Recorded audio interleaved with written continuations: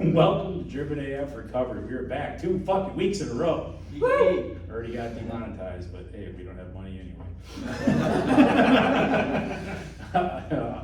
Welcome. We're going to talk about our experiences with therapy and treatment and addiction and post-addiction.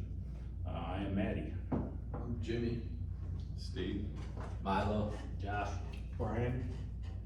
I guess I'll kick it off with my little intro of I went to therapy for a few years before I went to treatment when I was getting high as fuck on everything. And I'll put out there the fact that I lied to my therapist about how much drugs I used, the issues in my life being caused by other things, blah, blah, blah, and it did me no good. So the honesty component's a big one. And I will say from sitting on the other side of that table now, I fucking hate being lied to. I feel like it's a waste of time. But the point is this, not that it irritates me as a therapist per se, but nonetheless, if you want something out of your therapy, it's probably best to go in there and be honest, build a rapport and just actually work on your shit. Yeah. I'll start off with that. Yeah, I mean, you know, some of you guys who watch the videos know I did a short little video because we were asked by Doc, right? And we were On the all, channel, yeah, check it out. yeah, it's on the channel. I was absolutely terrified and nervous, and it's one of the very few times I felt what anxiety really feels like. It's like hard to talk. I don't know why, it's very uncomfortable to do, but I did it because I was asked it by a man who I feel like, pretty much saved my life. So we were asked to talk about kind of like, what we got from therapy and what it did for us, right? So I thought it'd be a cool idea to kind of come together on this video and expound a little further on it. Like Manny said though, the first things first is I went through this program a couple times, right? And I was not willing to talk about certain things. I was not willing to kind of take a hard look at myself, right? And my therapist was Dr. Sharma himself the last time I was in treatment. And he kind of forced me to really take a hard look at myself and get real honest with myself about what had been going on in my life and what I felt about myself and the kind of way I talked to myself and what I felt I was worthy of and all this shit that I had never even considered, right? So when I was able and willing to be very honest and vulnerable, a lot of things started to kind of like, I don't want to say like click, but they started to make sense, I started to really be like, wow, like that makes perfect fucking sense, right? And the therapy, I think without it, I honestly think I would have kind of stayed stuck in that rut, because I had been through a lot of treatment programs, and I'm not trying to like talk down on any, because like I said before in my short video, I got a lot of valuable information and I learned a lot of things, right? But it wasn't about myself. And that's what therapy helped me with, is to learn about myself, learn how to deal with myself, right? And learn how to become a better version of myself by learning these things and by processing these things and talking about them.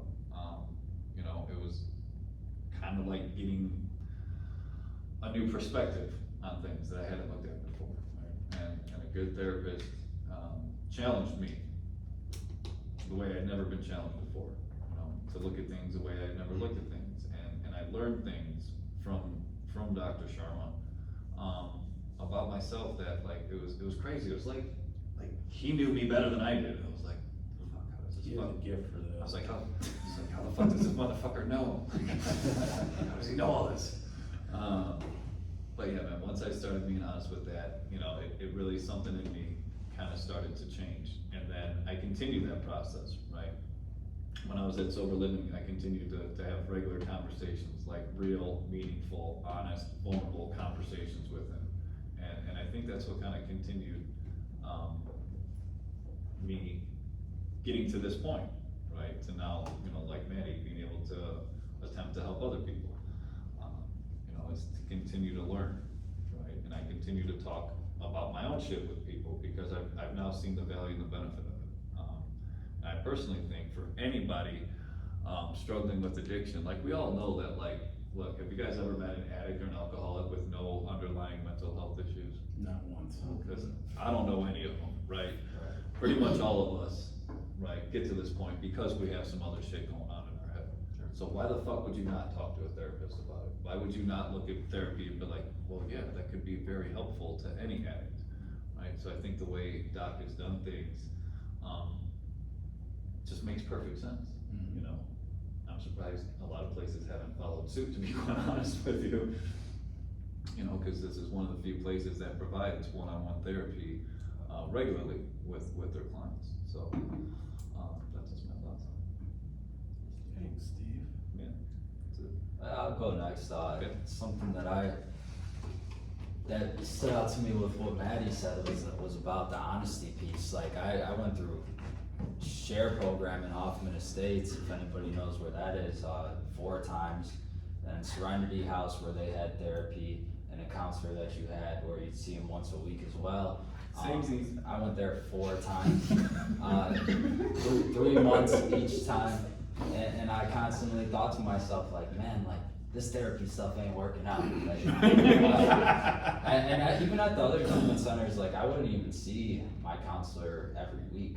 I'd see them every other week, or maybe like 2 times the 28 days that I stayed there. So that was something that stood out to me about ECS, was I seen my counselor 4 times a week, I believe. 3 or 4 times a week. Yeah, and it was it wasn't so much of the amount that I seen my counselor, it was more of I was beaten into a state of reasonableness where I was like, I'm gonna die. So that honesty piece became out of desperation, and it came to where I was as willing as the dying could be, because I had been through hell and back from my own actions and the way that I responded to the things that I learned, where I just dusted them underneath the rug and didn't talk about that stuff that was really going on within me, in my past attempts to become sober. But with ECS, like, the groups are so laid out where you get time in between, even in between the counseling sessions, where I got to write, where I got to talk to the other guys around in the 28-day program, get to connect and build relationships and talk about what we're learning in group. And I just had such an amazing group that I was with when I went to ECS 1, and that really made a difference too. I believe that therapy is all about where you're at as an individual, if you're ready or not. The therapy is all there, and ECS is just a great opportunity to really have that time, compared to other treatment centers that I went to, where it would just be group after group after group after group, and not really any time to really process what's going on within. So there's so many advantages that I found of coming through ECS. We had talked about this one group. Maddie over here came through, and he showed us a video on momentum. And Still shows up.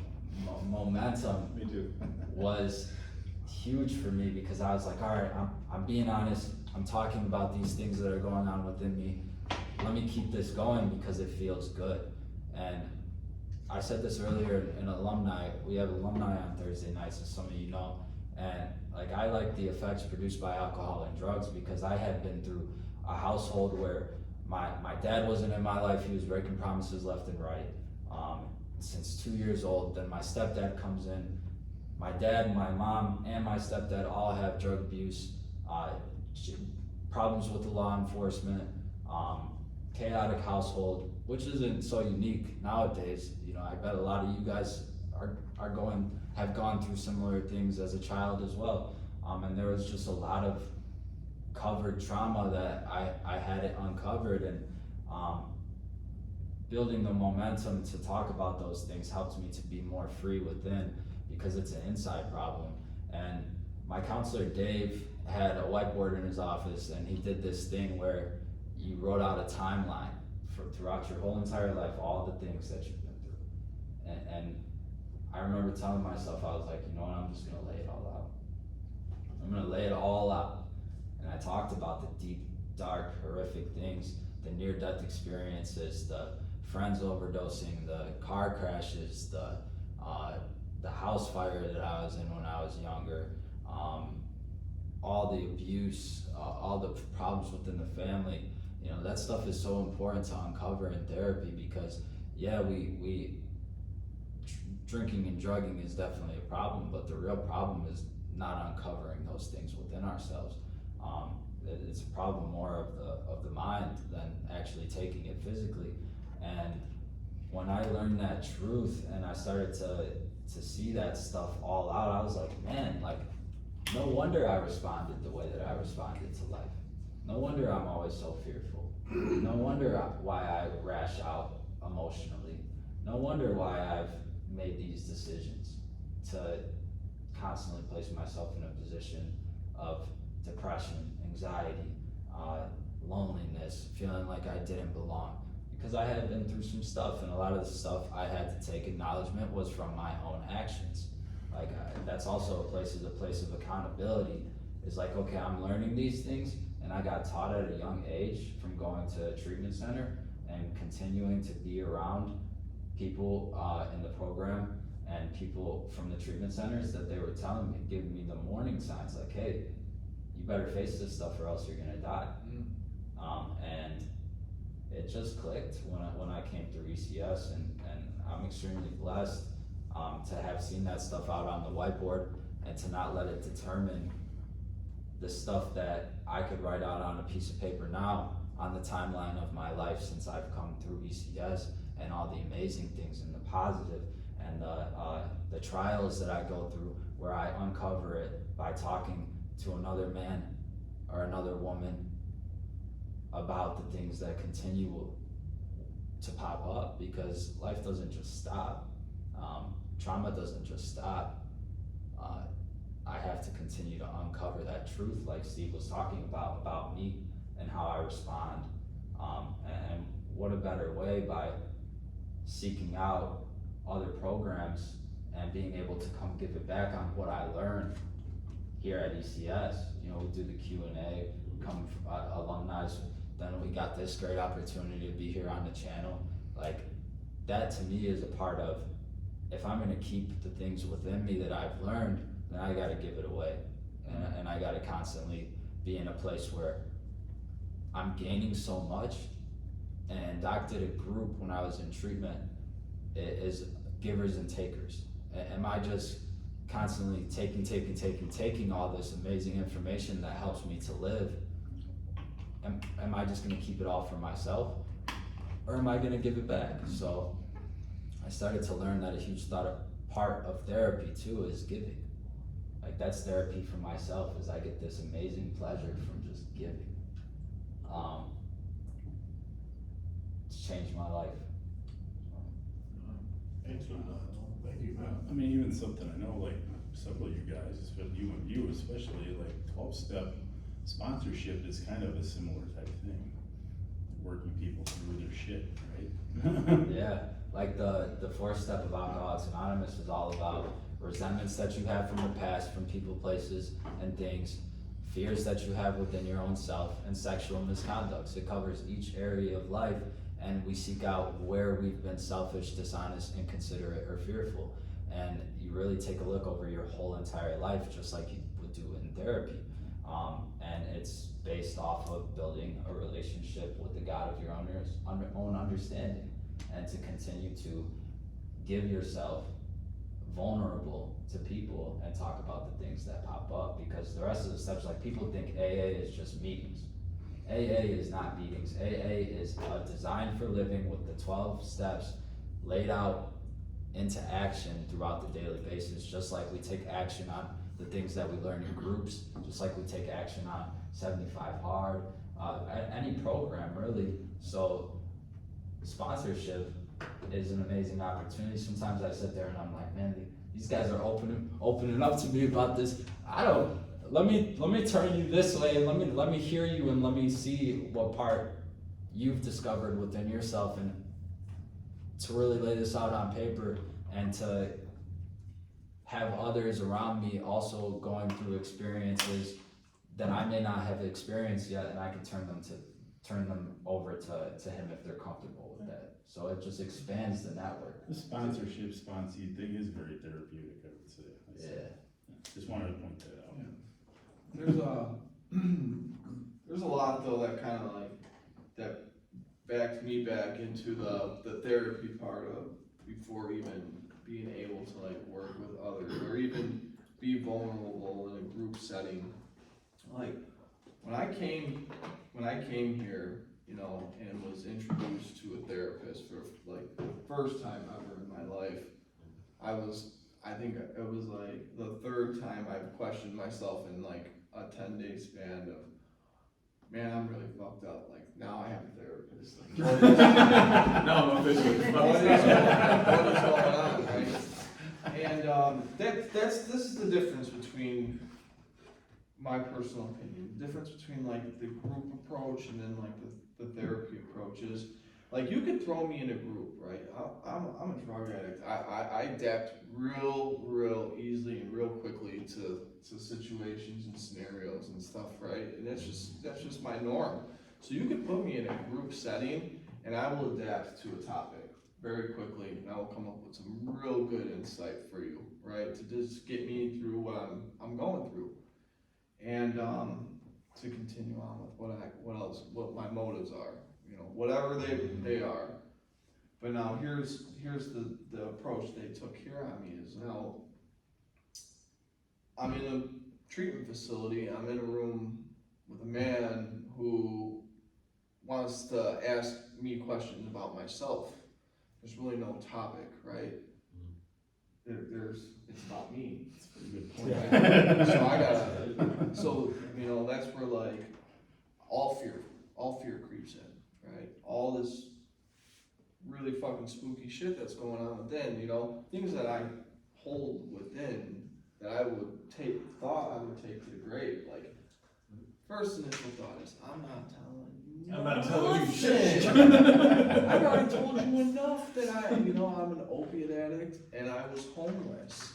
What else do you want from me? Like, how much more embarrassment are we gonna get into?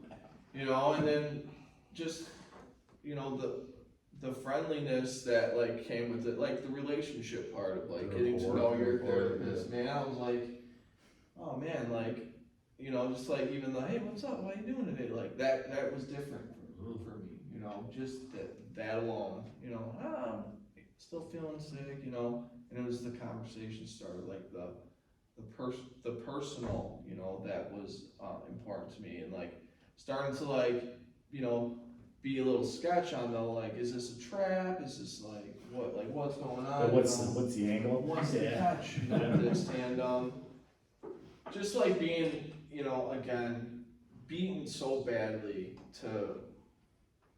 prior to coming to ECS was, you know, like what do I gotta do to like not come back from where I just was, you know?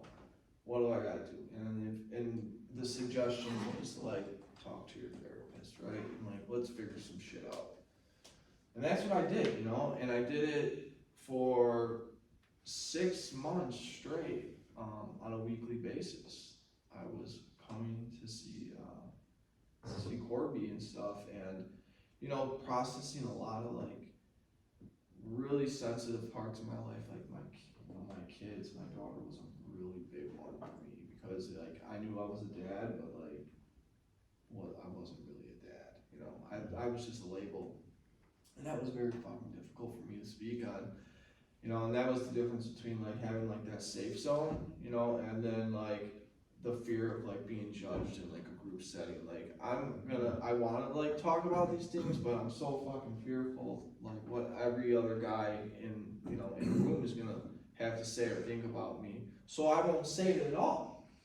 Right? And then what do I do best? You know, what do we do best? It's like I will go self-medicate over those feelings, because they are so heavy, you know. Now that I'm not on drugs and alcohol, emotions are wild, right? They get real wild, and being able to like process those things with somebody is like where the weight started getting lifted off my chest, you know. And then being able to like attend the alumni, like this has all been a practice for me, right?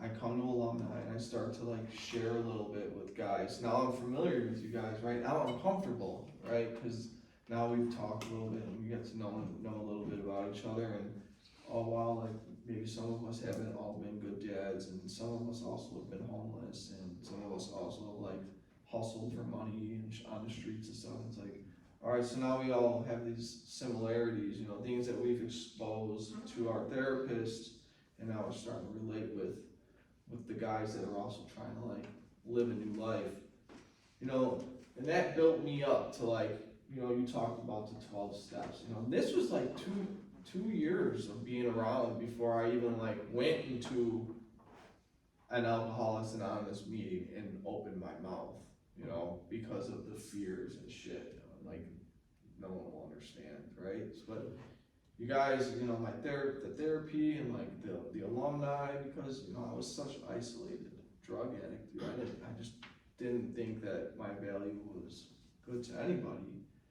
But being able to like practice that with like just one person, you know, and then to like 3 or 4 guys, and then here we are now, we got 30 guys on the inside, 30 guys on the outside, and it's, you know, it's night and day. And I do get to like sponsor guys, you know, help guys that come out of here that, you know, that don't live around here and are trying to like work a program or something. I can volunteer my time and we can process these things that we're living every day with, you know, and come up with some solutions, you know, and that's the fucking rewarding part, you know. It's like I took my experience for the last few years, being vulnerable, practicing humility, right, exercising my voice here in a safe, it's my safe zone. I still call the alumni my home group and Alcoholics Anonymous. What's your home group? I'm like, the treatment facility I went to. That is my fucking safe zone, you know, and that's just where like I don't think I would have like had the balls to do like what I do now if I didn't have that therapy, like to like kind of help me get to where I am today. It was the root of like where I was, and then like still being able to like catch them walking out of the building today. I'm going through something today and I'm like sharing it with my friends because I'm not scared to talk about my life today. And then my therapist walks out, you know, from 2 years ago, and he's like, how's it going? And I'm like, you know what? I told myself and I told my old lady I was gonna ask for advice on this subject. So I'm gonna do it right now in front of my guys too, so they can see that this is how we do these things. Like, we have to open up, otherwise, you know, what do we say? Talk about nothing, drink about everything, talk about nothing, whatever. But I can't keep these things shelled in, dude. Like, I can't do it no more. So it's like, all right, I'm gonna do this with my guys, and I'm gonna talk about the things that I'm going through right now, and see if we can come up with a better solution. And we did. We come up with some great feedback while we were out there. That's a really good point, dude, that honestly I hadn't even considered Same. when talking about this subject, is the fact that like, we all can share pretty easily and be honest and vulnerable, right? And that was something, like we've talked about, I've been in several group settings and rehabs, and like, I could look like Mr. fucking Rehab and give you all the bullshit answers, right? But I never talked about anything real, I never talked about anything honest, I never got like vulnerable in front of a group of men. And then you think about it, what you just said, like, that came from like first sitting down and building rapport and trust with one person, and getting to be able to talk to one person about all the shit I didn't wanna talk to anybody about. And then slowly like, okay, like, I guess I can, you know, share this with some more people, and now it's like a regular practice. It's easy. Yeah. It's like the momentum that I was talking Mhm. Yeah, Oh, absolutely. I think that was an excellent point, man. I hadn't really ever thought about it like that either, but the more I think back on it, Yeah. I didn't really share shit in Oh, I didn't treatment. say shit. I talked, I never shut up, but it was never like. Yeah. No, anything of work. no, But nothing. like, I went through the same thing. I didn't wanna tell anybody the shit I was going through. Obviously, I got real open about being an addict with anybody. But like, I didn't wanna share my problems. I didn't wanna talk about all the shit I was going through. And like, the longer I was around here, the less I wanted to do that. Honestly, cause I'm like, well, fuck, no, I've been around here a couple of years. If I say I'm fucked up, what's it gonna do to other guys? Stupid logic. But I think the process of like, when I would have these big issues, like I would go to Doc, and sit down and talk to him, you know, like, and I think in the process of that, it started to get easier, and then I started to do the group thing, and I was pretty open about my own shit doing that, cause I thought, well, fuck, man, at least if I'm open, maybe these guys will feel comfortable speaking to me. I'm still doing that, but I'm an open book at this point, but it did have to start with like talking to Doc. Yeah. And even my other therapist, Brian, you know, sorry I lied to you so much, Brian. But I mean, I think that helped. I mean, you made a great point, man. And it just gets easier and you can do it in front of more people. And like at this point, I don't care who I tell. I'll tell a stranger shit But about think me.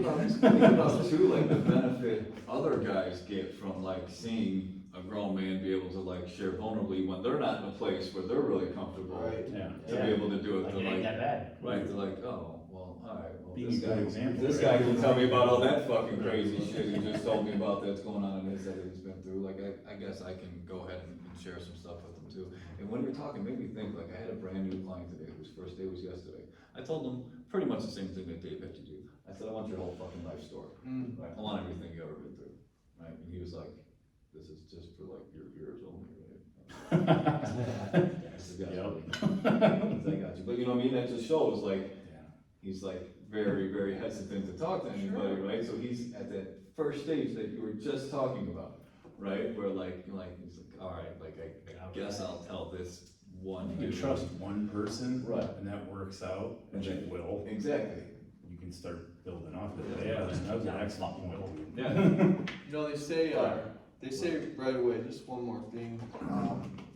I tell my guys, you know, that I work with that, like, you know, the easiest part of this whole recovery is stopping drinking and doing drugs. Like, this is the easy Yeah, part. Sure. This is gonna be the Work smoothest comes part of after, this. yeah. You know, because now you ain't got nothing covering you. You know, it's Yeah. like this is gone. So now, like, now we get to see what's really what is you, and then you know you talked about like that mental illness that we tend to carry around in our Yeah. fucking Mhm. in our bag, Something. real tight to it, us, you know, and that you know some of that stuff starts to get exposed a little bit. You know, it's like what's really going on inside my head, you know, and it's like you know, thank God for like the therapy because I was like just like. But I mean, that takes the power away from the shit that's been it's stuck inside of you for however many decades or whatever it's been, you know? Because like- it's like, dude, it's you're carrying it around, it's like eating you from the inside out, right? Like, cause you're burying it, you're keeping it inside you. Once you actually talk to somebody and can like get it out, it's like, oh, not bad.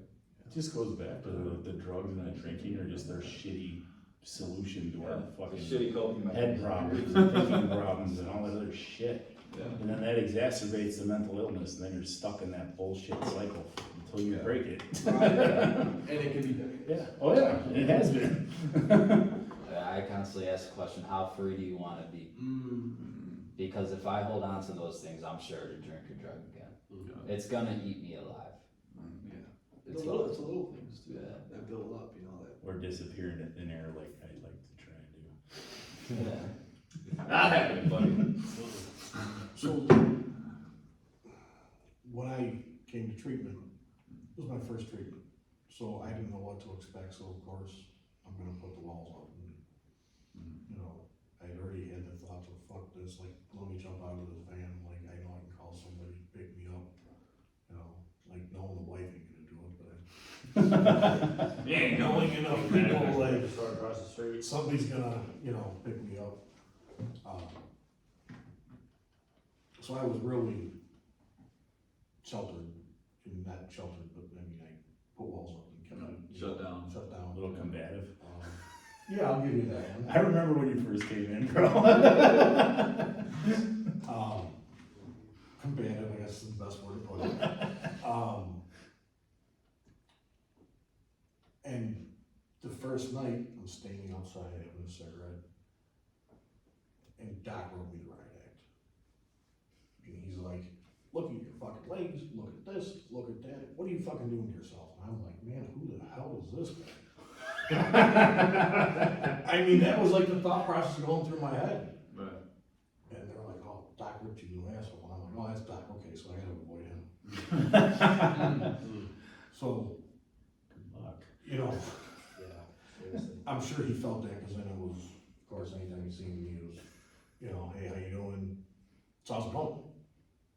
So, you know, I got into my first counseling session, I had Spencer as my counselor. And, she likes to tell you that, I mean, we did that board, Mhm. you know, and she kept on having to go, you sure there's anything else? Not anything else? And she's looking at me knowing I'm, in my head, and spinning like, yeah, like I can fill this whole damn thing up. What am I gonna divulge? But like, what do I really say? Like, I'm sitting in this room and, you know, my first treatment and like, am I gonna get thrown out of here or something? Like, I mean, like, look at the shit I've done. And it took her, and she said that, she goes, there was a breaking point. She goes, it was 14 days. She goes, you didn't talk for 14 days, other than one word answers. And she finally looked at me and she's like, you need to say something. And I just let loose. Like, you could hear me in the day room screaming. And like, I was like, oh shit, now I'm done. Like, I'm gonna get thrown out of here or something. And she's like, good. Now we can start. I mean, and like, I remember that day. In, like, out of all my days in treatment, I remember the day Doc tore me no asshole, and I remember Spencer saying that. And I mean, not going to a different treatment, only this being my only treatment I've gone to, I've heard other things about other facilities. And like I said, I can't speak on that end of it, but I know for a fact that if I didn't get the one-on-one we have, I don't know where to be at right now. I mean, obviously, I come up to alumni, you know, try to work on my program, it's not, I've been lacking at a little bit. But it's one of these things that I always know, if there's a problem, I know I can call anybody. And I mean, like, ECS means the world to me, and I wouldn't be here, like, I mean, I'd be here and I'd be living, but like, yeah. Yeah. And maybe not, I mean, I mean, let's be honest, Based on living like addiction. that is basically walking around on this earth dead. yeah. I remember when you came into treatment, that was a wonderful day. Spencer came to brag about it. I think she said you cried. Yes. She's like, I got him! It only took 2 weeks. No, that was a what wonderful Vegas day. next week. This also being my first treatment center, I had always lied to my family saying I was gonna get sober before, just to get them off my back so I can do what I was good at. And making all those broken promises, and when I finally had the opportunity to come to treatment, I didn't know what I was in for. I didn't know that we were gonna receive therapy until intake, and they're walking you through the whole process, and I'm like, you guys have therapists here? Like, am I that insane? Like, I didn't. Yes, you are. And I was like, okay, well, I guess I'm where I belong. And just preliminarily meeting the guys, as I'm getting the tour of the building, it's like, there's some normal looking dudes. They got some pretty cool tattoos. You know, I want some tattoos. Maybe they're not so bad. You mean like the people who work there or the clients? Clients. Yeah. Both now. Like, I get to talking with some of these guys, and they like start to approach me. Hey man, how's it going? You need a cigarette? Like, you have any questions? You just let me know. On to the next one. Same thing. It's just like, that's kind of cool. Got a culture here, man. I mean, I wonder why they're like that, and I'm scared shitless. Like, I have no idea what's about to happen. So I sit down in my first group, and Corby was running it, and it basically snapped in my head that I could not go back to the life I was living because I would ultimately die, whether it would be the next day or whenever down the road. I don't want to die. So I figure I sit down, shut the fuck up, and I listen to this man and anybody else that tells me a better solution through any path that they lay out. Little did I know he was going to be my individual counselor. And so we sit down the next day, and we also did the timeline. exercise, and I don't think I did it right, if being completely honest, because I didn't lay out like trauma, I just laid out big life events, good and bad, but I don't think I did it right. Spent a couple days on it. It's day I don't one, think I bro. did. I But, was one of the boards over there. oh God. That's it, I'm telling Corey. But even regardless of not doing that correctly, Corby and I came to the conclusion that I don't love myself or find any value within myself, and I was always seeking that acceptance and value from somebody else to give it to throughout my entire life, especially in male figures. Go figure why I hang out with all of you guys. But that's what I did my entire life, and I'm saying these things out loud, and Corey's just sitting there like, oh shit, dude. And it was one of the funniest sessions ever, but he's just like, why don't you like you? Why don't you love you? Like, from what I can tell, you're a pretty cool guy. You can cook. You have a lot of other aspirations. You want to do a lot of other things. You're young enough to have a valuable life. Like, why don't you like you? From where I sit, there's nothing wrong with you. You've had some struggles. You overcame them. Probably not in the best way, but I think you need to take the time to figure out why you don't like yourself, and then once you figure that out, take the steps to love yourself and to find value within yourself.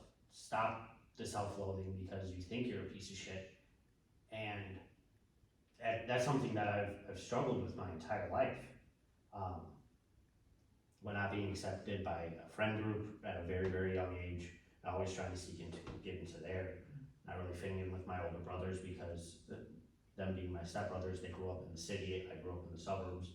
They were a little harder than I was, and I'm a tiny dude, and they're bigger, and I wanted to be accepted by them, and for them to teach me things, and I felt on the outside looking in. And then with almost every relationship that I built in my entire life, I did not feel that I had a place in it. And now every day, as part of my daily routine, I tell myself that I'm going to find value in my own life, within my own soul, and love myself, because there's no alternative. That's a lie. The alternative is that I retreat back into self-loathing, and I only know one way to deal with that, and I can't do that anymore. So there's no alternative, you're right. So yes, that was it. Zero options mentality. So, the therapy that I received at ECS from the individuals of Corby, through the group therapy, it was so profound. I felt like I was taking an education, like a bachelor's course, in how to recover from alcoholism and drug addiction.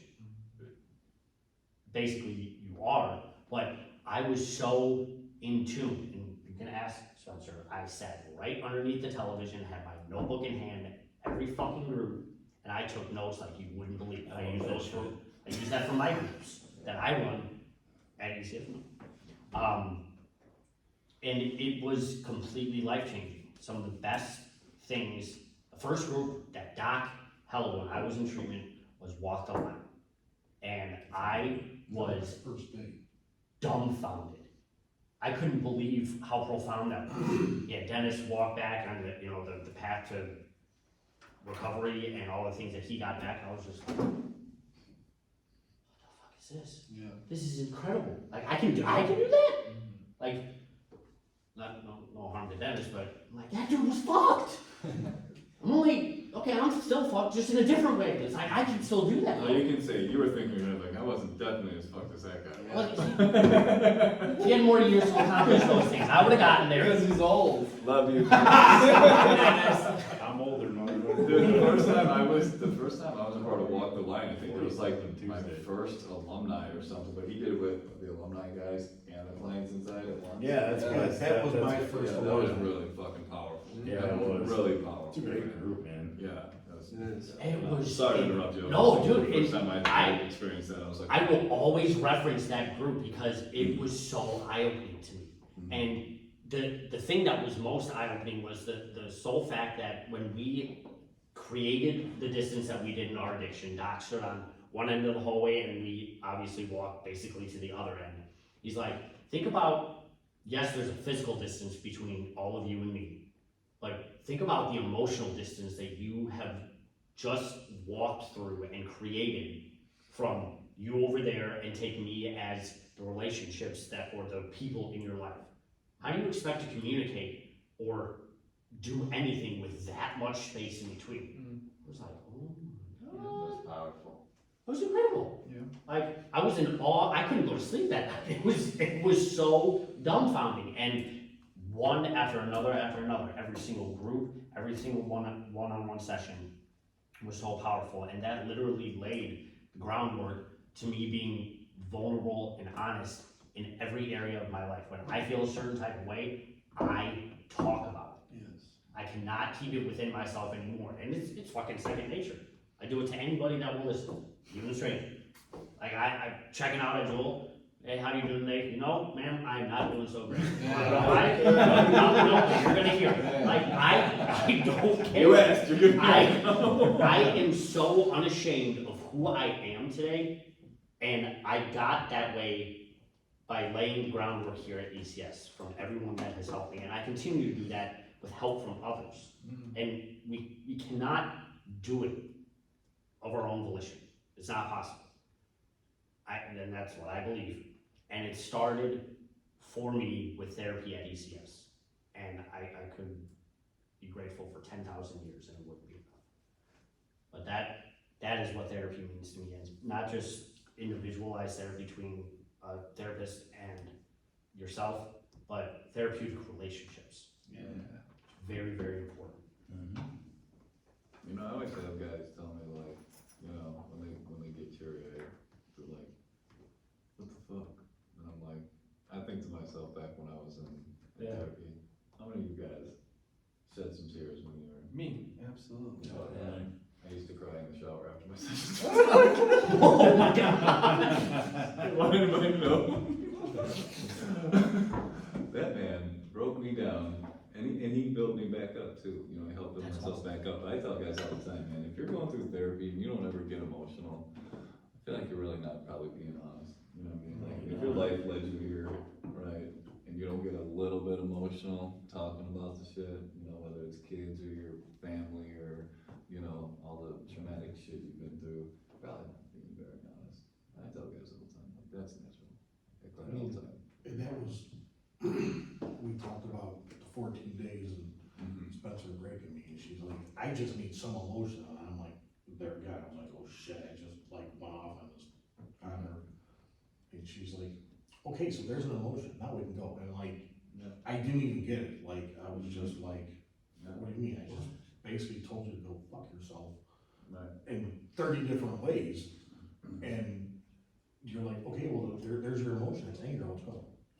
What? So She's awesome. Hmm? She's awesome. Oh, yeah. Yeah. I tell guys now, like, if I don't make you cry, I'm not doing my job properly. I'm not doing good enough. Recovery is very emotional. You know, we call it emotional sobriety. You know, even like walking in here sometimes, and just when I so happen to see familiar faces and stuff, I get emotional. Like on the other side, I'm like, man, oh man, you know, just not even like, you know, emotions of like fear or anything, just because I understand. Yeah. You know, I've been there. Mm-hmm. And I understand what's going on. You know, we figure out quite quickly that like we're not very unique once we start chopping up our horror stories here for about a week, and it's you know it trickles down. You know, after you know just the months and the years of sticking around and you know doing the next right thing, and when we see somebody that's coming back around, you know, to give an honest shot at like recovering this time, it makes me emotional, you know, because I understand the depths that the shit takes you, you know, and I understand the depths that we go through trying to get right, you know, like, you know, that goes back with like willingness, you know, how willing are we gonna be, you know, to get what you guys got, right? Like, what do I gotta do to like remain sober, every day, you know, and it's those uncomfortable conversations outside of alumni, you know, with my therapist walking by, and the uncomfortable conversations I gotta have with Milo and Maddie about, you know, wanting to drink because the 75 hard is driving me nuts. And I'm freaking, you know, going nuts, you know, and it's great that that I have resources today to like walk me off that ledge, you know, like it's not like a crazy, you know, situation that I put myself into because, you know, I don't like to fall back on old ways, you know, I try to fall forward, right? And I got a lot of new things that I've applied to my life that like, I don't really necessarily have to fall backwards anymore. You know, I can stumble forward, you know, and, you know, Stumble forward and figure it out how to make it good from there. Yeah, Yeah, man. yeah, it's good. I may trip a few times, you know, Yeah, maybe it's okay. fall, It's maybe okay. fall too, but Stumble into a Like rock. I said, man, that's the basis for all that was the ability to be honest and vulnerable with somebody, right? And then what you built off that was just the ability to, and the willingness to be able to kind of even like what Josh was saying, right? It's like be honest and vulnerable pretty naturally, Yeah. right? And all that you can gain from that. And I feel like we're all pretty much guys that at one point were, you know, like we all said, you walk into treatment, like, I ain't telling this motherfucker shit. I ain't telling you nothing, Yeah, you know? until that desperation Right. comes, and then I Yeah. become super willing, and Yeah. like that desperation stays. Yeah. Yeah. That's the cool thing with therapy, is like when I learn what therapy can do for You me. learn the value of it, right? Yes, and then I'm desperate to get more of it, Yeah. like a good desperation. Hungry. That's when those positive emotions come in, where I'm just like so filled with gratitude, man, and I'm just Yeah. like, this has worked out. Like I really have these goals and these ambitions that are coming to life. And I really have these relationships in my life today where there's no judgment when I go up to somebody and say, hey, I'm thinking these crazy thoughts. Like on the chat today, you know, I list out a whole bunch of crazy thoughts that I'm having. That's like crazy. I have them all the time though, bro. Like- And I'm sitting here like, I'm at work, guys, and I'm all embarrassed, I'm sweating, I'm all embarrassed, and I'm like, dude, I really just laid that all out in the chat, and like, I feel amazing right now. And, just thinking about the outcome, like, of seeing how far we come from, like, working through all the therapy and working through all the programs that we all work, like, Yeah, because It once can you be see the fun, value you know? of it, now it's like you're more willing to do it, right? Because it's like it's very hard to talk about certain things, right? And there's still things that I'm sure are still hard for all of us to talk about. For Right? I know there is for me too, right? But now I understand the value in what talking about them does for me. Yeah. So now, like you said, I'm willing to do it. I have the desperation, like, I need to fucking talk about this, bro. Like, I know what's gonna happen if I don't, and I know I need to talk about it so I can get what I get from therapy. Man, honestly, if only you could read some of the lunacy I've sent Mike Fisher. Oh, Seriously. yeah. yeah. He's the most patient man on earth. Yeah, he's been kind of like a side therapist for me. Oh, he's definitely been one for me. He's been in my life since my very first alumni here. I met Same. him at my first alumni. My very first 2 days day at ACS one, I met Mike Fisher because it was alumni day. He blew my mind too, I remember, because I was like, I just literally met him, man, like, right after the alumni, you know, like, when we used to go out and hang out in the hallway and shit. He came up to me and he like, hugged me, and then he's like, telling me about what I am, and he's right, like 100%, but I don't look like that guy. Like, I look like I look. And I'm like, who the fuck is this guy? Like, how did he read this shit? He hasn't barely spoken to me yet. And he like had me nailed, but I'm like, fuck. Dude, that's crazy because I literally had the exact same experience, except it was my very first time at ECS one, the first time I was in treatment, and it was a Thursday, so it was alumni day, and he was there, and I was out back smoking a cigarette. This guy just comes up to me and starts talking to me, and literally just started telling me about me. Crazy. And everything he said, I was like, who the fuck are you? Yeah, I How the know. fuck do you know all that? Who have you been talking to? nobody, cause I don't tell anybody that shit.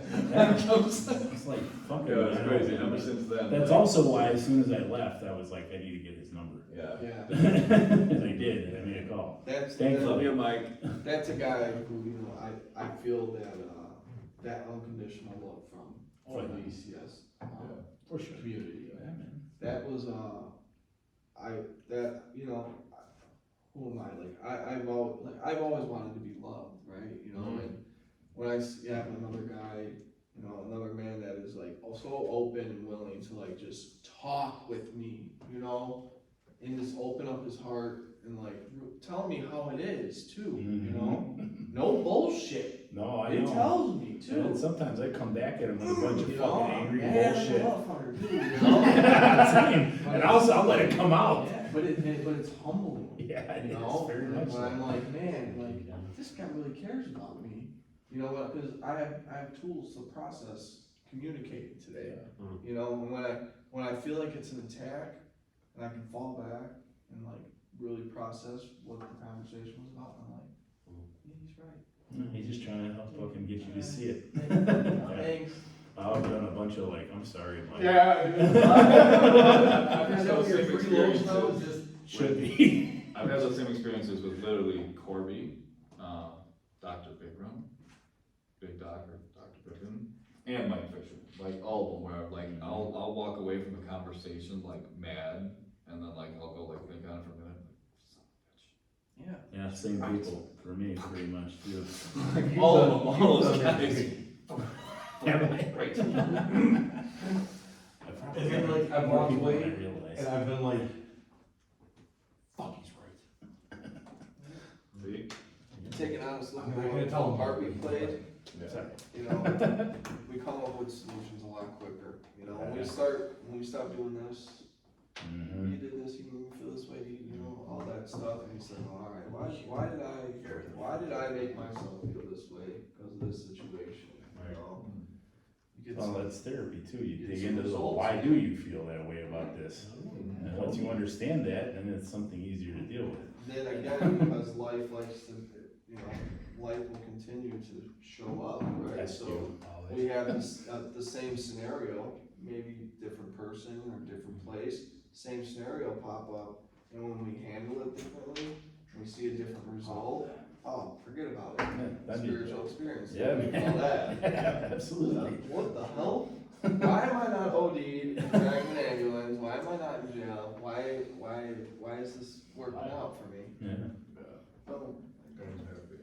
great shit, guys, man. good shit. Yeah, that's Anybody else have any closing thoughts on this topic? I'm really just grateful for what therapy, this place, you guys, and a lot of other things have done for me, man. And I wouldn't trade it for anything. Absolutely, definitely wanna say that, you know, Existential Counseling Society, I feel like is in large part responsible for taking a hopeless fucking dope fiend and turning him into the man I am today, you know, Amen to that. Yeah, can't say it better than so, thank you, Doc, thank you, ECS, and, thank you for all listening and watching, man, we hope you guys got something out of this. As always, you know, if you've had experiences with therapy, we'd love to hear about them in addiction, or if you're struggling and you need help, and you're thinking, hey, maybe that therapy shit will help me, it fucking will, reach out for help. that. That's all I got. Oh, I like it. I think it's a good wrap up. Pay it forward, hit us up if you need help. Thank you. Yeah. All Hang right. loose. We'll see you Thank you. soon. Till next time.